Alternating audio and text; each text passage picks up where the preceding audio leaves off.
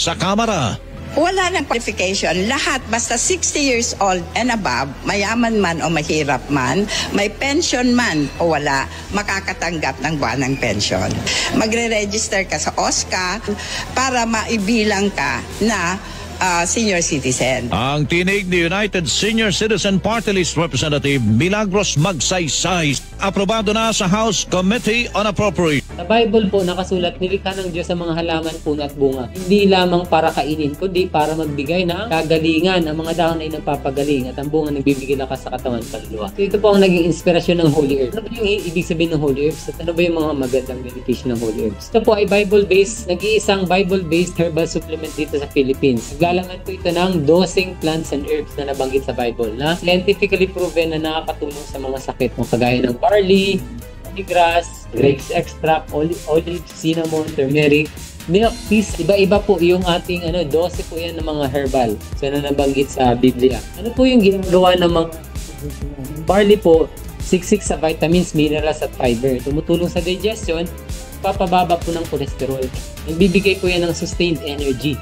Barley grass naman, punong-puno rin po yan ng antioxidant, nagpapalakas ng immune system, tumutulong din sa detoxification.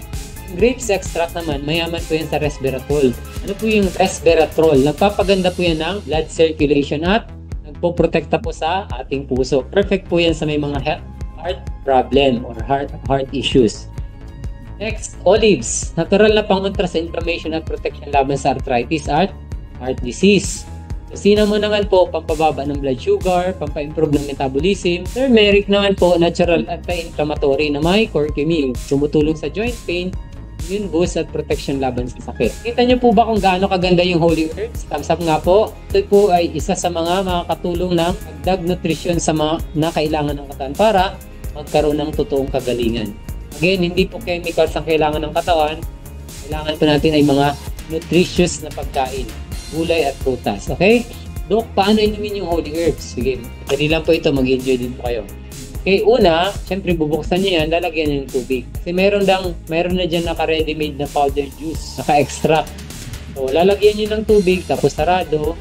Kung mainit na tubig dapat normal na temperature ng tubig. At saka, pwede rin naman yung medyo malamig ng konti lang. Huwag yung sobra. Kung nalagyan ng tubig, abot po dito, i-shake properly. Shake well. Natunaw na po lahat, ayan. Pwede na pong inumin ito. First day, ito 1/3. Second day, 1/3. Third day, 1/3. So, ang isang bote for 3 days. Huwag niyo pong tutunggain Bakit? Kasi yung laway niyo maiiwan dyan. Mapapanis yung matitira. So, ipalis niyo lang po sa baso, 1/3 lang. Yun yung recommended daily allowance. Tapos, pag napalis niyo na, balik niyo po sa ref.